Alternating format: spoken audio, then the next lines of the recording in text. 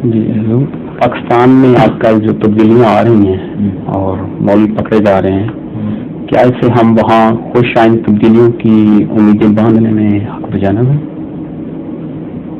یہ جو سوال آپ کو بہت اہم ہے، کیونکہ اکثر باہر سے بھی لوگ مجھے خط لکھتے رہتے ہیں اور ایک ایک کو میں کیا سمجھاؤں.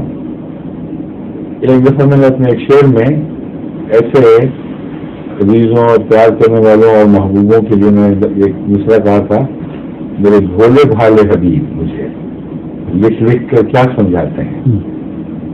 ایم بھی بھولا بھالا بھی بہت ہے، رحیم بھی ہے میرے بھولا بھالا بھی بہت ہے، کیونکہ انتظام ہے نا کہ تبدیلی ہو.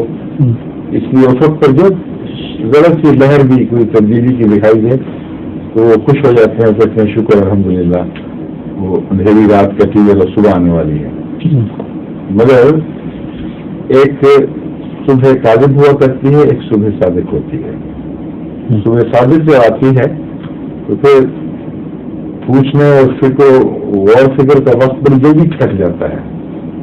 اس طرح ظاہر ہو جاتی ہے کہ ابھی انسان سوچ ہی رہا ہو کہ یہ صبح ہے کہ نہیں، اس کی روشنی پھیل جاتی ہے. اور صبح کاذب ہے جس میں شک ہی رہتے ہیں، پتہ نہیں ہے بھی کہ نہیں. کوئی اور اسٹریٹ لائٹ کی آسمان پہ چلتی ہے، بعض دفعہ رات کے وقت بھی ہو جاتی ہے، آدمی اسے صبح سمجھ لیتا ہے. یہ سوال ہے کہ موجودہ علامتیں صبح صادق کی علامتیں ہیں یا صبح کاذب کی وہ علامتیں جو ہم نے بارہا دیکھی ہیں. جو علامتیں ہم بارہا دیکھ چکے ہیں وہ یہ ہیں کہ سیاست کی اور مولویت کی ایک جنگ چلی آ رہی ہے بڑی دیر زور سے. ہوشیار سیاستدان مولوی کو نکیل ڈال دیتا ہے بعض ہوشیاریوں سے اور سمجھتا ہے کہ ہم قابو آ گئے ہیں، اور مولوی جانتا ہے کہ نکیل تو بجائے ہماری آنکھوں میں ہے لیکن ان کی لگام ہمارے ہاتھوں میں آ رہی ہے. یہ کھیل چل رہا ہے اور اب تک مولوی کا پہلا بھاری ہے. اس وقت نہیں بلکہ جب بھی خصوصیت سے پیپلز پارٹی کی حکومت کو خطرہ لاحق ہوا ہے تو آپ کو یہ سمجھنا چاہیے کہ بے نظیر کوئی کچی گولیاں نہیں کھیل رہی، بہت ہوشیار سیاستدان ہیں. ایسی ہوشیار ہیں کہ عالمی سطح پر وہ کارڈ چل سکتے ہیں، صرف وہ اندرونی سطح کی سیاستدان نہیں ہے. اس نقطۂ نظر سے ان کی حرکات کو وہ جو کاش کی اصطلاح اب سیاست میں بھی عام ہو چکی ہے پتے چلتی ہیں، ان کو سمجھنا چاہیے. اگر آپ ان کو چھوٹے درجے کا کھلاڑی سمجھیں گے تو ان کے پتے نہیں سمجھ سکیں گے. اس زمین میں مثال دے رہا ہوں، جب وہ تشریف لے گئی تھی امریکہ تو اس سے پہلے امریکہ کو پیغام بھیجنا مقصود تھا کہ میں بالکل مولوی نہیں، نہ مولویوں کے تابع ہوں. دیکھو میں ہر وہ قدم اٹھاؤں گی جس سے مولوی کو اس کے اصل مقام پہ کھڑا کر کے دکھا دوں گی. جانے سے پہلے پنجاب گورنمنٹ میں دو باتیں ہوئی. ایک تو انہوں نے اعلان کیا کہ جتنے اسکول ادارے ہیں بہت خطرناک ہیں اور یہیں سے مولوی کی طاقت بن رہی ہے. میں تو چاہتی ہوں ہماری مدد کرو کہ ہم ان لوگوں سے یہ طاقت چھین لیں. یہ کھلم کھلا اعلان کیا. یہ پتہ تھا امریکہ کے لیے. ایک اور پتہ تھا مولویوں کے لیے بھی اور امریکہ کے لیے بھی. وہ یہ تھا کہ پنجاب حکومت نے مشترکہ طور پر، جس میں پیپل پارٹی کی اکثریت شامل تھی، ایک ریزولوشن پاس کیا. اس میں کہا کہ ہم امینڈمنٹ کو تبدیل نہیں ہونے دیں گے کسی قیمت پر، یہ بات ہی بھول جاؤ. تو وہاں یہ پیغام لے کے گئی ہیں کہ دیکھو میری پارٹی بھی مجھ پر اتنی غالب ہے کہ میری مرضی کے بغیر، میری اجازت کے بغیر، میرے سفر سے پہلے یہ فیصلہ کر بیٹھی ہے، میرے ہاتھ باندھ گئے. اس پر کوئی بات نہیں ہوگی اب. دوسری یہ کہ جہاں تک مولوی کا تعلق ہے، میں تو خود کیا آئی ہوں کہ ادارے بند ہونے چاہیے سارے وقت. اس لیے میری نیت کی صفائی اس سے ظاہر ہے. میں نے یہی پیغام ساری دنیا کے سیاستدانوں نے وصول کیا، سمجھا، اور یورپ اور امریکہ نے یہی نتیجہ نکالا. واپسی پہ وہ جو ریزولوشن تھا وہ کینسل، پنجاب گورنمنٹ نے کہا نہیں کوئی ضرورت نہیں، ہاتھ نہیں ڈالیں گے ہم.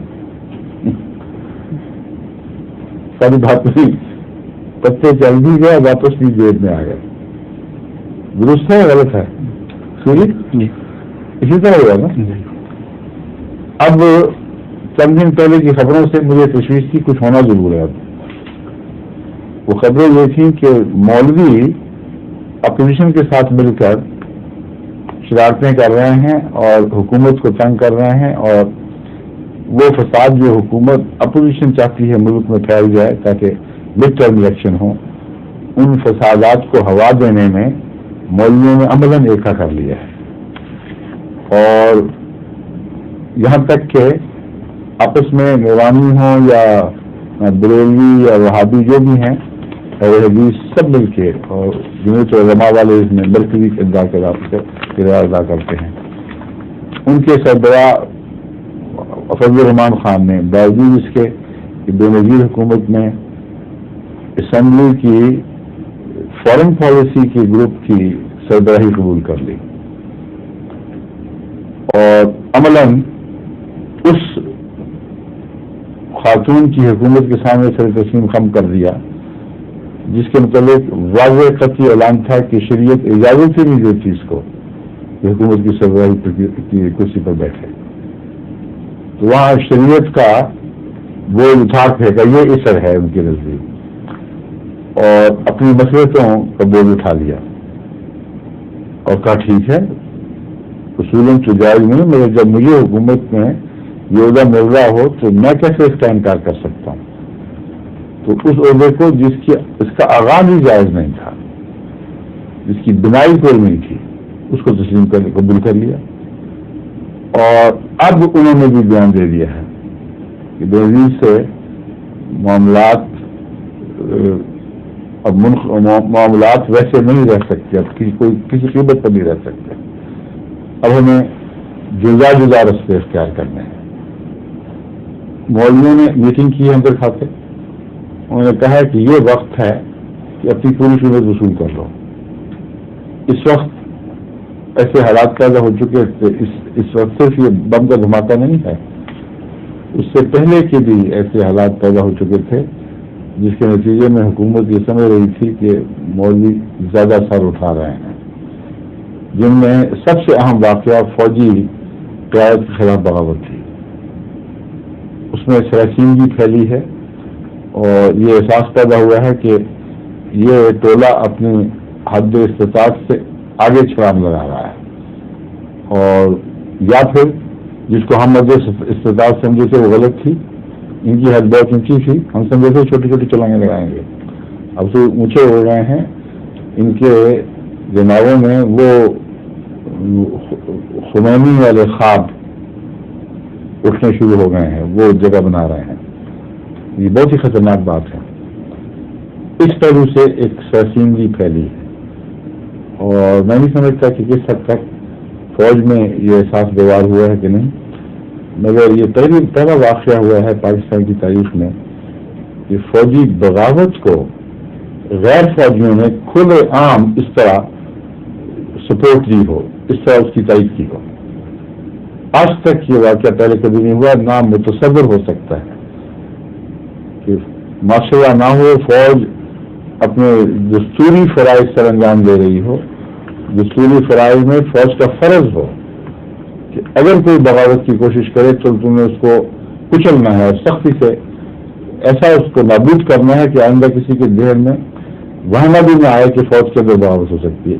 یہ فوجی دستور ہے جس کو پاکستان کا دستور پوری طرح تحفظ دیتا ہے، اور اس پر عمل نہ کرنا پاکستان سے بغاوت ہے. یہ بنیادی واقعہ ہے. آج تک اسی چیز کو بین ہی اسی طرح قبول کیا گیا، اس پر عمل کیا گیا، اور غیر فوجی سیاست وہ مولویت کی ہو یا دوسری سیاست کی ہو، اس کے ذہن میں گمان بھی نہیں یہ بات آ سکتی تھی کہ ادھر یہ واقعہ ہو رہا ہو اور ہم آواز بلند کریں کہ نہیں غلط کام ہو رہا ہے، نیک لوگوں کو پکڑ رہے ہو. یہ واقعہ تھا جو جو موجودہ دھماکہ ہوا ہے، انقریب دھماکہ ہوا ہے، انقریب بھی کہنا غلط ہے، کچھ عرصہ پہلے جو مصری ایمبیسی پاکستان میں مصر کی ایمبیسی میں دھماکہ ہوا ہے، اس سے یہ جو واقعات ہیں یہ مل گیا اتفاقاً. لیکن جو پکڑ پکڑ ہوئی ہے وہ اس واقعہ کے بعد ایک ظاہری بہانہ ہاتھ آ گیا. میں نے پہلے واقعہ پر جہاں پکڑ پکڑ ہونی چاہیے تھی نہیں ہوئی تھی، یہ میں آپ کو بتا رہا ہوں. جو اصل موقع تھا جہاں بڑی سختی کے ساتھ حکومت کو اس آواز کو بالکل گلوں میں کچل دینا چاہیے تھا، وہ وقت انہوں نے گنوا دیا. جب یہ دھماکہ ہوا ہے تو پھر ہاتھ ڈالا اور کچا ڈالا، اور مقصد پاکستان کے قانون کو، اس کے نظریات کو استحکام دینا نہیں تھا، بلکہ اپنی پارٹی کے مفاد کو طاقت دینا مراد تھا. یہ دو الگ الگ فیصلے اس لیے کرنے پڑے ہیں کہ پاکستان کے استحکام کی خاطر جو مضبوط قدم اٹھانے کی ضرورت تھی اس وقت تھی جب فوج میں بغاوت کی روح کو ہوا دی گئی. کھلے عام فوجی سربراہوں کو زیر الزام لایا گیا کہ تم اسلام کے دشمن ہو، جو ایسے دیکھ لوگوں کے اوپر ہاتھ ڈال رہے ہو. وہ اسلام کے نام پر ہر اہل غیر مچھو خیرے کو اجازت ہے وہ جب چاہے نظام حکومت کو تباہ کر دے، نظام فوج کو تباہ کر دے. اتنی خطرناک بات اخبار اچھال رہے ہیں، روزمرہ بیان آ رہے ہیں، مل رہے ہیں لوگ صدروں سے اور کہہ رہے ہیں کہ روک دو اس بات کو. کبھی خواب میں یہ بات ایسے پہلے آ سکتی ہے کسی کے کہ اس طرح کا واقعہ ہو سکتا ہے؟ ساری فوج کو غیر مستحکم کر دیا گیا ہے، اس کی بنیادیں ہلا دی گئی ہیں. ہر ایسا شخص جس کی زمین میں اپنے نفس کی خاطر بغاوت کر کے فوج کی سرچشموں پر قبضہ کرنا ہو، طاقت کی سرچشموں پر، اس کو یہ پیغام مل گیا ہے کہ عام تمہارے ساتھ کرو جو چاہو، مجال نہیں کہ کوئی تم پر ہاتھ ڈالے. یہ خطرناک چیز ہے. اگر حقیقت میں کوئی تبدیلی ہوا میں پیدا ہو چکی ہوتی تو وہاں آپ کو ایک غیر معمولی رد عمل دکھائی دیتا، زلزلہ آ جاتا پاکستان میں کہ تم لوگ ہوتے کون، خبردار ہے جو تم نے پاکستان کے اساس پر حملہ کرنے کی ضرورت کی یا ایک لفظ بولے اس کے خلاف. چپ خاموش رہے ہیں سارے. تو بولا ایک ہاتھ آواز اٹھی ہے، مگر کوئی عملی قدم ایسا مضبوط نہیں اٹھایا گیا جس سے پتہ ہو جائے کہ ملک کو کہ ملک کسی قیمت پہ اس کو برداشت نہیں کرے گا. اس لیے جو بظاہر ہاتھ ڈالا جا رہا ہے یہ ہرگز کوئی مستقل نوعیت کا فیصلہ ایسا نہیں ہے. سر وقت میں یہ سمجھ رہا ہوں کوئی احساس مجھے نظر نہیں آ رہا ہے کہ کوئی مستقل نوعیت کا ایسا فیصلہ ہے جو مولوی کو دبائے گا، اس کو اپنے مقام پر واپس پہنچائے گا. اگر یہ ہے تو پھر یہاں رکنے والی بات نہیں تھی.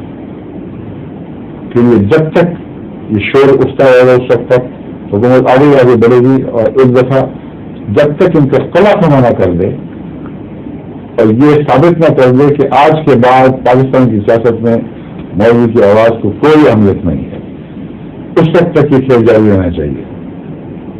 موجودہ حکومت میں طاقت ہے اور کیا اتنی سمجھ ہے، آخری انٹیلیجنس تو ہے اپنی جگہ، لیکن ایسی سمجھ جو اپنے ذاتی اغراض تک موجود ہو وہ کوتا نظر ہوتی ہے، وہ بہت دور تک نہیں دیکھتی. اس سے تو زیادہ سمجھدار وہ کمزور لگتا ہے جو طاقتور کو ایک دفعہ گرا دے تو چھاتی سے اٹھتا نہیں ڈر کے مارے کہ جب اٹھا مارا گیا. تو یہ آیا اس طرح چھاتی پر بیٹھے ہیں کہ اب اٹھ نہیں سکتے، یا صرف چھیڑ چھاڑ ہو رہی ہے، میرا کشتی ہے. مجھے تو ابھی تک میرا کشتی دکھائی دے رہی ہے، اور اگر وہ تبدیلی ہے تو میں نے بتا دیا پھر یہ حکومت مولوی کی چھاتی سے اٹھ نہیں سکے گی، ناممکن ہے. اٹھے گی تو اپنی موت ہوگی. اس لیے لازماً ایک دفعہ اس غلط فہمی کا صفایا کر دیا جائے گا کہ مولویت کو سیاست میں منمانی کرنے کی اجازت دی جائے.